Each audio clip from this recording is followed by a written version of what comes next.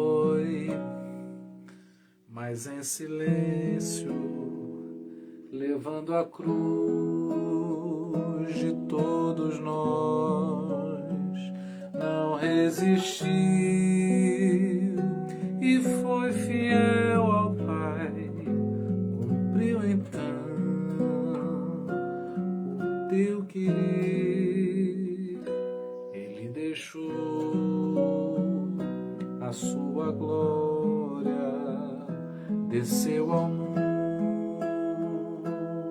e me salvou, tomou para si as minhas dores, ele sofreu, mas reviveu, maior amor, maior amor, morreu por mim, meu Salvador. Não há amor maior que dar a própria vida por alguém. Por este amor eu livre estou. Não há no mundo maior amor. O seu amor, o meu amor não é perfeito. Perfeito é o teu que me conduz, me aceita assim, com meus defeitos, restaura a promessa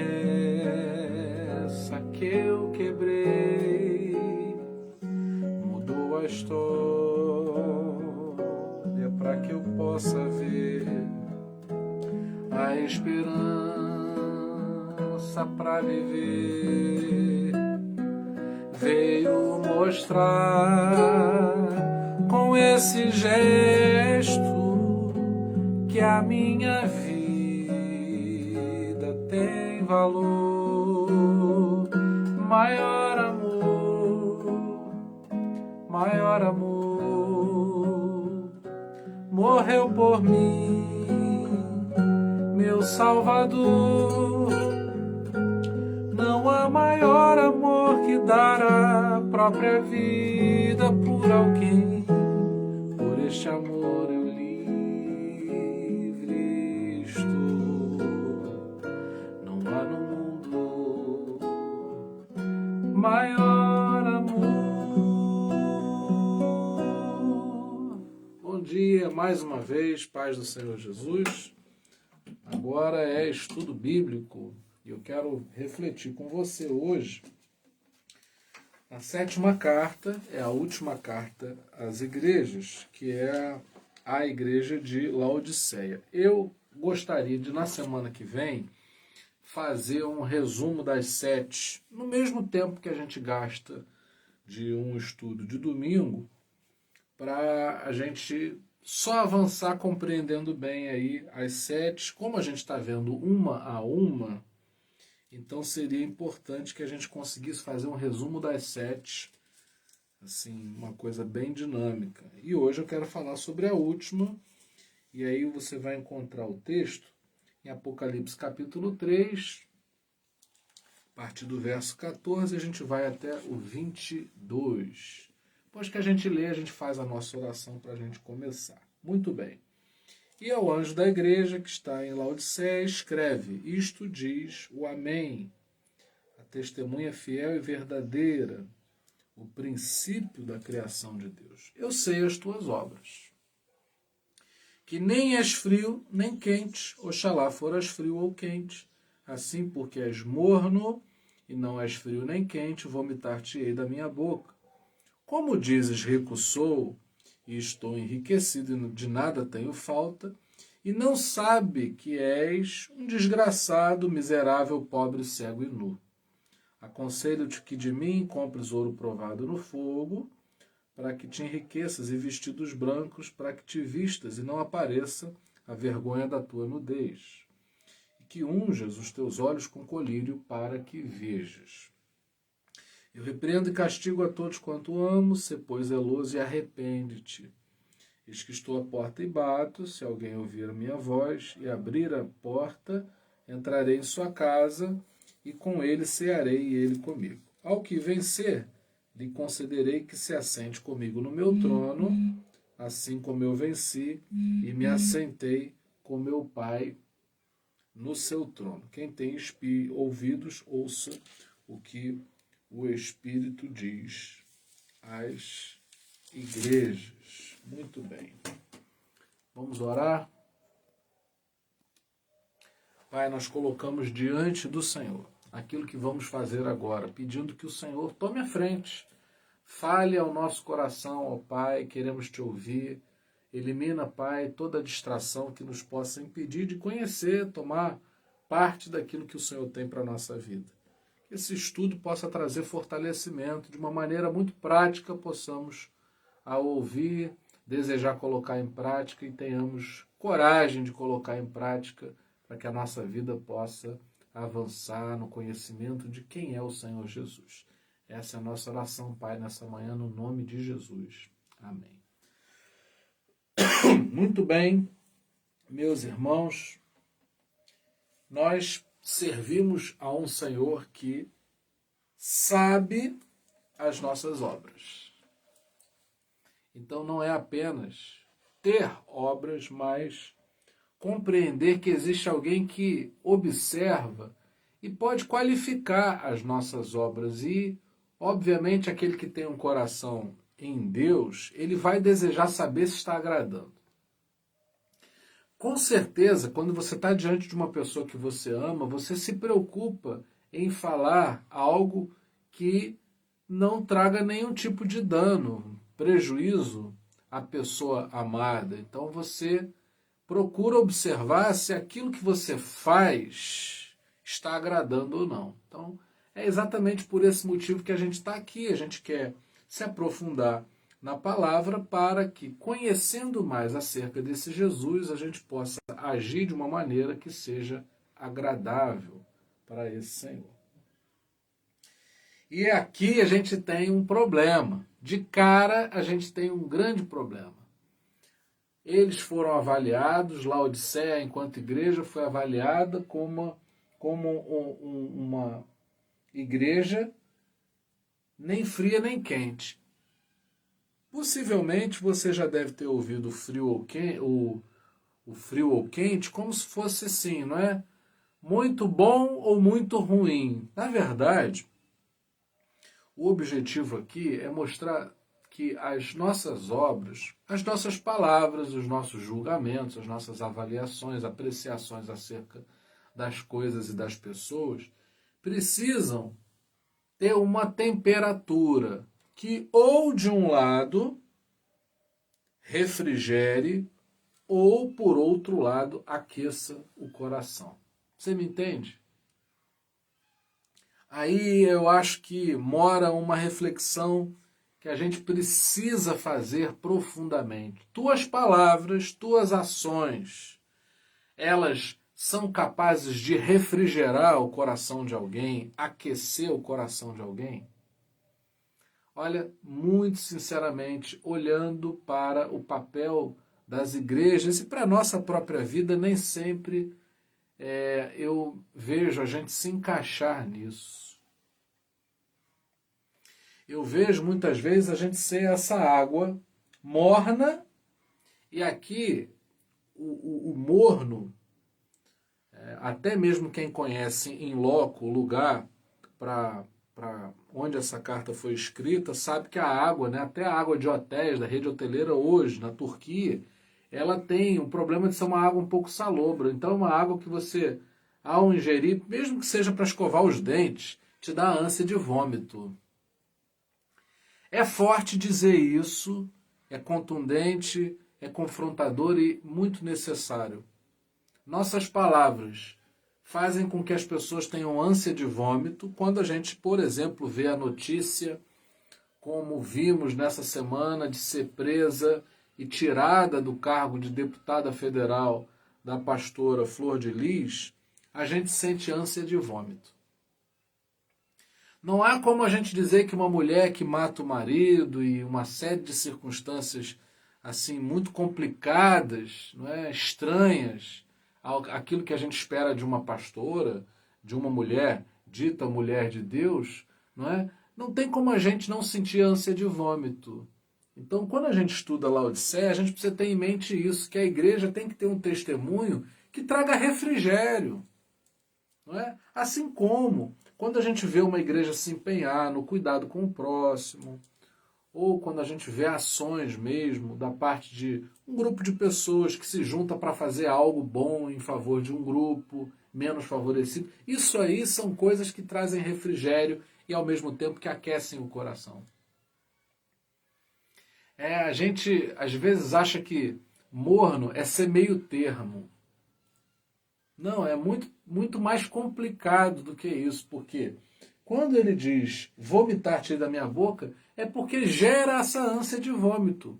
Então a gente tem que perceber e ser muito sincero com a gente mesmo, né? E com Deus. O que a gente tem feito tem gerado o quê? As pessoas têm ficado refrigeradas pelo que a gente faz, não é? Porque num dia quente, um copo de água fria é tudo que uma pessoa precisa. Num dia frio, tudo que uma pessoa precisa é de tomar algo quente que possa aquecer. Então, para cada situação da vida, uma postura nossa vai gerar algo que vai atender uma demanda ou não. Você me entende? E isso não vale só para sermos igreja, não. Isso vale também para a nossa vida prática. O pai, a esposa, o amigo, o filho. Será que a nossa atitude, enquanto filho, enquanto esposo, enquanto esposa, enquanto amigo, enquanto amiga, ela refrigera, ela aquece ou ela gera ânsia de vômito?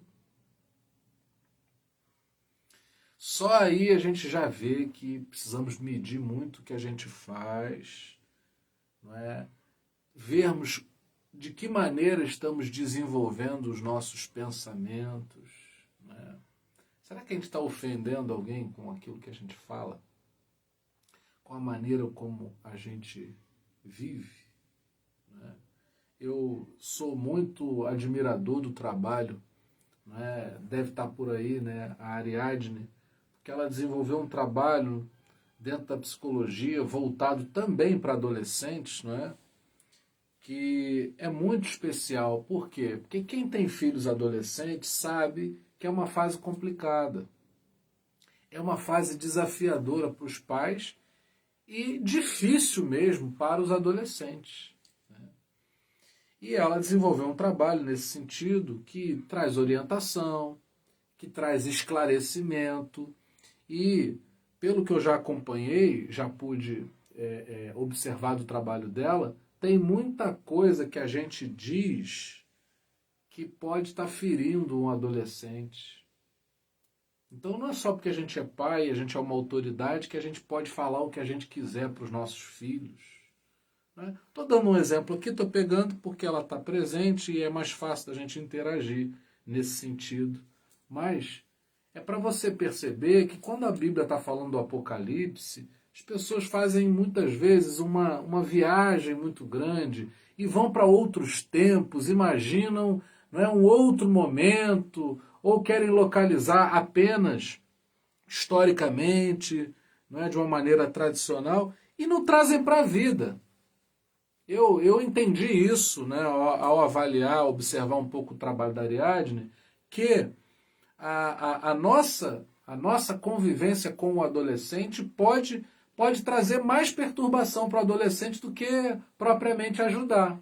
E aí a gente entra nesse texto e a gente percebe que, ao avaliarmos aquilo que a gente fala, nós precisamos muito compreender se nós estamos ofendendo, se nós estamos agredindo, se nós estamos sendo propositivos, porque às vezes a gente reclama dos outros e a gente não propõe nada, não?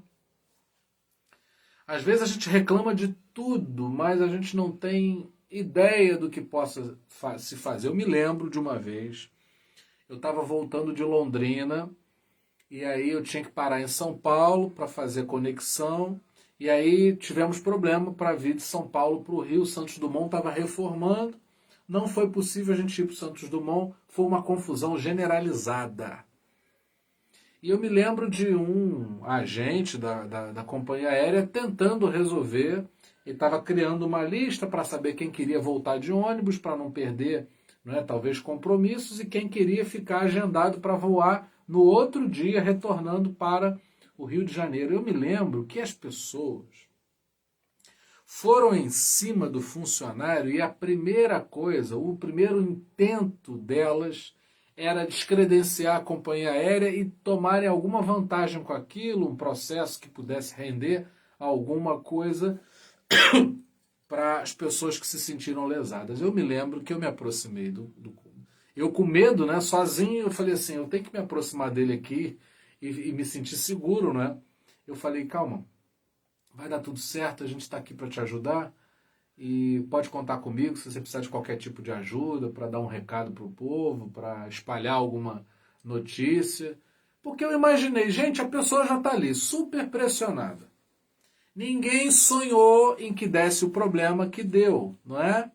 Todo mundo, aquilo agitou o trabalho também de quem estava ali naquele dia lotado para atuar naquela função. Foi um dia atípico, anormal.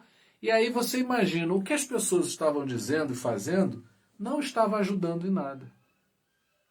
E como igreja do Senhor, a gente tem que fazer essa pergunta também. Será que o que a gente faz está ajudando? Muita gente diz assim, mas é a palavra de Deus. Mas está agredindo as pessoas. Ah, mas isso aqui está escrito na Bíblia. Mas está machucando alguém e não trazendo nenhum tipo de edificação. Se a gente quiser edificar, se a gente quiser construir, se a gente quiser abençoar, se a gente quiser ter promover obras que sejam agradáveis ao Senhor, a gente tem que entrar nesse texto e compreender que não podemos ser como Laodiceia. E no verso 17 ele diz assim, como dizes, rico estou enriquecido, de nada tenho falta, e não sabes que és um desgraçado, miserável, pobre, cego e nu. Às vezes a gente acha que está com a razão. Não enxergando, era esse o problema de Laodiceia, pelo menos um deles, não enxergar a real condição. E para a gente enxergar a real condição nossa enquanto igreja do Senhor, a gente tem que querer ver, né? Dizem por aí que o pior cego é aquele que não quer ver. E muitas vezes a gente não quer ser visto como alguém que esteja em falta, então a gente se defende. A gente justifica nossas ações mais grotescas dizendo, não, eu estou aqui, não é? Pela obra de Deus, eu não vou recuar. Nem sempre é bem assim como a gente imagina acerca de si mesmo, então é muito importante que a gente tenha essa consciência de olhar para dentro de nós e ver exatamente como a gente está agindo. E uma palavra muito cara para o Evangelho e imprescindível é o perdão, né? Porque para a gente ajustar aquilo que a gente fez errado, somente perdoando, pedindo perdão, liberando perdão, para que a gente possa avançar. Mas às vezes essa é a nossa situação. Em outras palavras, às vezes a gente acha que está abafando e na verdade não está fazendo algo bom. Quantas vezes eu disse coisas para os meus filhos, né? E achei que estava fazendo a melhor coisa e eu não percebi que eu estava, na verdade, ferindo. E aí não há nada que fazer a não ser recuperar através de uma reconciliação que se aproxime com humildade e diga, olha, você me perdoa, eu falei isso, na verdade, a minha intenção não era essa, e tentar recuperar as coisas. A gente vive numa altura assim da humanidade em que muita coisa é descartável, muita coisa você não conserta. Tem muita coisa que você joga fora, não é? E compra outro. Mas relações humanas ainda demandam muito costurar de novo, renovar, consertar. Tem muita coisa ainda que precisa ser consertada, que a gente não pode jogar fora, né? É muito triste a dificuldade, muitas vezes, que a gente vive dentro de casa. Filhos quando não falam ou não se dão bem com os pais, pais que não se entendem entre si. Olha, às vezes isso é tão complicado, não é? Filhos que já são adultos e não têm uma boa convivência com os pais. Marido que está frio, está distante dentro de casa. Né? Mulher que ela está sofrendo ali porque ela se sente com uma vida sacrificada, porque ela não vive mais nem um pouco para ela, é só renúncia, não há reconhecimento.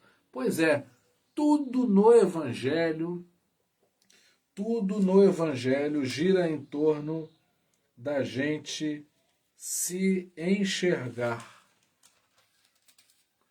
Tudo no Evangelho gira em torno da gente abrir os olhos, não para enxergar os outros nas limitações dos outros, mas para, sobretudo, enxergar as nossas dificuldades. Se a gente não é capaz de enxergar aonde somos limitados e precisamos melhorar, não vamos conseguir lidar bem com as pessoas. Ao mesmo tempo, a gente precisa de colírio nos olhos, como a gente vê aqui no relato da carta. A gente precisa de colírio nos olhos para que a gente também seja capaz de enxergar o outro nas suas potencialidades, não é? É muito difícil, as pessoas hoje, elas querem encontrar as outras pessoas prontas. A gente não quer se dar o trabalho de talhar pessoas que têm um potencial e que só precisam ser animadas, envolvidas, acolhidas, amadas, para que possam gerar os frutos que a gente entende que essas pessoas possam dar. Nos voltamos com uma pressa no olhar às pessoas, de modo que a gente não dá tempo, né? A gente quer para ontem e se a pessoa não apresenta aquele resultado, a gente joga fora. Não está certo. E nós estamos falando aqui de uma igreja, né? Que unjas os teus olhos com colírios para que vejas. Precisamos enxergar muita coisa. A gente se acha a igreja do avivamento, a gente se acha a igreja amada de Jesus e não vê, né, o que a gente tem sido em termos de obras. Qual é o efeito das pessoas irem para o culto? A sua casa está melhorando porque você está indo no culto, porque você está na igreja? Ou ali você vai para fugir dos problemas que você tem em casa e quando você é devolvido para a tua casa, estão lá os problemas intactos? E você é apenas entorpecido pela experiência que você teve, não é? No templo religioso, físico. Bom, Jesus diz para Laodiceia: eu repreendo e castigo a todos quantos amo, sê pois zeloso e arrepende-te. Aí é uma outra crueldade que é feita, né? A gente repreende, castiga as pessoas à nossa maneira e simplesmente diz assim: não, o Senhor Jesus, ele repreende e castiga quem ele ama. E aí a gente castiga com o nosso castigo, achando que o nosso castigo é o castigo de Deus. A gente muitas vezes quer punir e a gente pune dizendo que ama. Não, eu estou fazendo isso por amor. Não. O nosso padrão de punição, o nosso padrão de repreensão não é igual ao de Deus. Não é igual ao de Deus. O Senhor, ele lança sobre os nossos olhos esse colírio, e esse colírio é a repreensão. Você enxergar que você está errado é tudo que Deus deseja, porque ele não quer punir as pessoas, ele quer que as pessoas vejam com os próprios olhos. Vou dar um exemplo da parábola do filho pródigo, quando o filho vai para longe e ele se vê naquela situação. Num dado momento o texto diz: caindo em si, lembrou que na casa do pai havia abundância de pão. Aquilo não foi uma punição, porque o filho, com os próprios pés, com suas próprias pernas, fez a jornada para longe do pai. Mas ele conseguiu enxergar. E essa é a repreensão suficiente, porque quando ele enxergou, ele voltou e voltou transformado. Ele voltou valorizando a casa do pai, ele voltou enxergando aquilo que antes ele não enxergava. E muitas vezes a gente quer a punição, não é? A gente quer ferir, a gente acredita que a maneira como a gente faz é exatamente a maneira como Deus faz e nada se parece. Só quem pode derramar esse colírio sobre nós é o Senhor. Quando a gente precisa de colírio, muitas vezes a gente não consegue e precisa que uma outra pessoa coloque o colírio nos nossos olhos. Essa é a ação, por exemplo, paciente e terapeuta, filho com o pai, a ovelha com o pastor, o amigo com o outro amigo. Muitas vezes a gente precisa, falamos sobre isso esses dias, sobre comunhão entre os irmãos, é muito importante essa relação com o outro, porque o outro, ao me enxergar com amor, pode mostrar para mim aquilo que eu não estou vendo. É interessante que todo mundo conhece, eis que estou à porta e bato, e a gente acha que o Senhor está batendo no coração, na porta do coração do incrédulo, né? A gente vê sempre esse texto como um texto evangelístico. Eis que estou à porta e bato. É a salvação querendo entrar no coração do não crente. Não, de maneira nenhuma. O texto aqui está falando com quem é da igreja. É possível que nós sejamos religiosos, Jesus esteja batendo a porta do nosso coração e, infelizmente, esteja do lado de fora, porque a gente ainda não colocou para dentro. É possível que isso aconteça.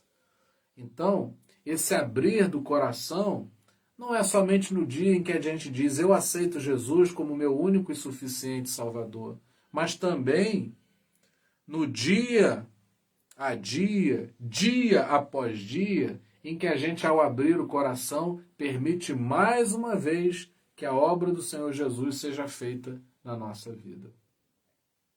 Será que será que Jesus não está do lado de fora?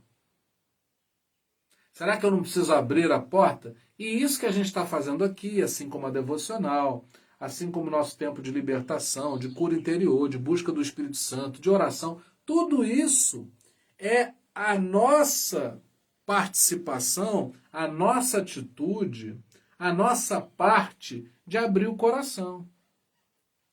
A promessa é maravilhosa, é linda, é poderosa. Ele vai entrar nessa casa espiritual que é o nosso coração, vai cear. Ele com a gente e a gente com ele. Ele tem coisas a dizer, nós temos coisas a ouvir. Temos coisas a falar e ele nos ouve. Muita gente foge desse encontro porque sabe que nesse encontro vai haver um despertamento para coisas que talvez a gente não queira saber. A gente quer saber que está tudo bem, né? Mas quando uma pessoa diz assim, eu preciso conversar com você, você logo se preocupa porque você imagina o que pode ser. Só que o crente em Jesus, ele precisa ter fé que quando Jesus marca o encontro, ele tem uma bênção para a nossa vida. A bênção de sermos ouvidos, acolhidos nas nossas confissões, para além da bênção dele trazer essa repreensão que é franca, porque ela mostra o que está errado, mas ela também é edificante porque mostra o que eu tenho que fazer para corrigir. Isso é maravilhoso. Óbvio que eu não gosto de maneira nenhuma que uma pessoa me aponte um defeito meu sem propor algo que eu possa fazer para melhorar. Ninguém gosta de ser simplesmente cobrado, mas o crente em Jesus, ele gosta de ser melhorado. Jesus, ele se apresenta à igreja de Laodiceia, através da carta enviada através de João, como a fiel testemunha. Deus amou o mundo de tal maneira que ele entregou seu Filho Jesus unigênito, não é? Para morrer, e todo aquele que viesse a crer não ia perecer. Jesus é uma testemunha fiel do amor do Pai por nós. E você não precisa ter medo desse encontro, porque esse encontro ele é poderoso, ele é revelador, estarrecedor, surpreendente, mas é tão poderoso ser transformado por passar a se enxergar e ver o que a gente está fazendo. A gente reclama tanto da classe política, não é?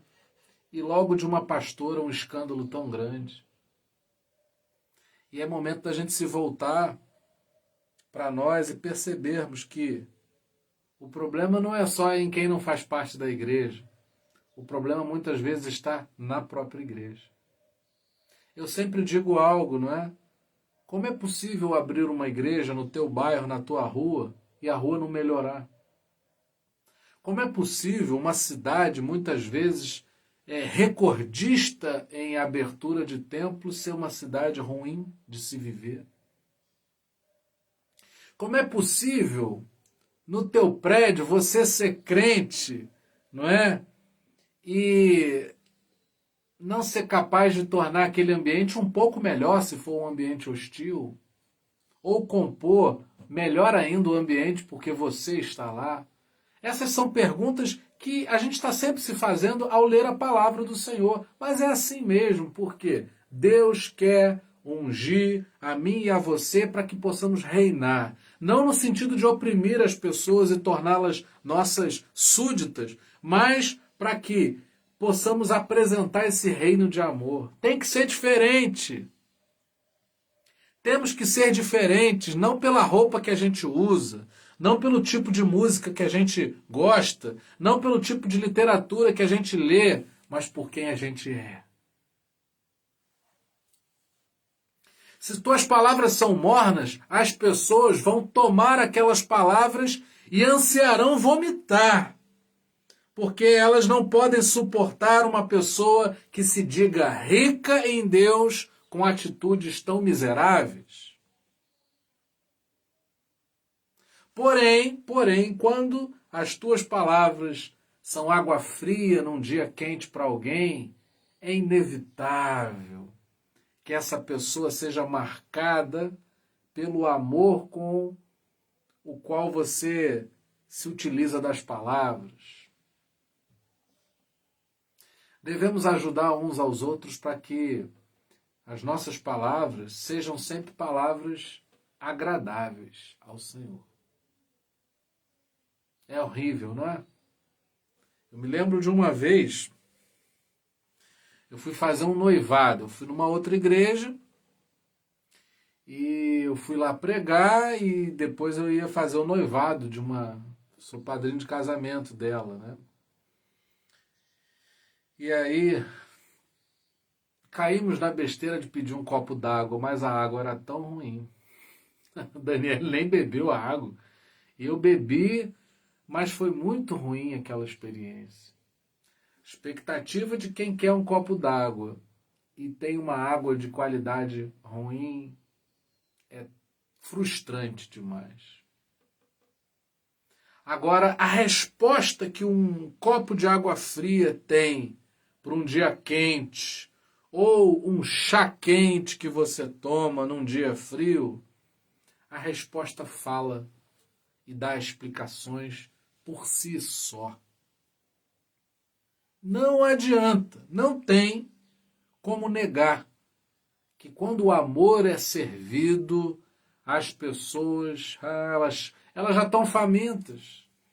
As pessoas já estão famintas por qualquer coisa que seja. Quando vem o amor, para elas é um banquete. E nós precisamos nos perguntar se estamos servindo esse banquete. Esperando esse banquete, eu sei que a gente espera. O problema é que, enquanto a gente espera esse banquete, a gente deixa de ser esse banquete na vida de alguém. Então, conforme eu falei um dia desses, não há fila para quem quer amar. A fila é para quem quer ser amado, todo mundo quer. Mas vai precisar começar a partir da igreja, e é por isso que nessa carta o Senhor Jesus se volta para essa igreja e dá todas essas orientações. Aconselho-te que de mim compres ouro provado no fogo. Muita gente querendo um tesouro que não procede de Deus. Aí esse tesouro não dá para nada. Às vezes o que eu acho que tem valor, para o outro não há valor nenhum naquilo. Porém, quando a gente se volta para Deus e quer o ouro, quer aquilo que tem valor para Deus, isso tem valor de maneira absoluta. O restante é relativo. Você pode se gabar do carro que você tem. Isso para uns tem muito valor, tem todo valor, para outros não. Eu sempre converso com meu pai, por exemplo, sobre cavalos, não é? Tem gente que gosta muito de cavalos, a gente sempre imagina que gasto, né? Meu pai cria galinhas, então talvez algumas pessoas digam assim, não tem valor nenhum ter galinhas, meu pai ama as galinhas dele, não é? Assim como tem pessoas que têm o seu cão, têm o seu gato, têm os seus peixinhos, têm, não é, os seus passarinhos, enfim. Mas Laodiceia estava sendo aconselhada a comprar ouro diretamente de Deus, porque os valores da eternidade, de maneira inequívoca, enriquecem. A bênção do Senhor é que enriquece, não acrescenta dores. Provérbios 10, 22 eu gosto muito, porque a bênção do Senhor ela abençoa sem contraindicações. Se você se embriagar, depois você vai sofrer o que chamam de ressaca.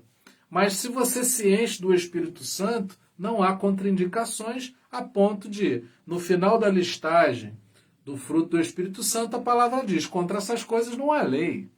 Ou seja, pode vir na quantidade que for, que é sempre bom. Paz, bondade, benignidade, fidelidade, amor, paciência, mansidão. Contra essas coisas não há lei. Então é necessário, aquela igreja, ela achava que era uma igreja muito boa, muito rica, muito poderosa, e ela era morna. Ela dava ânsia de vômito. Não é?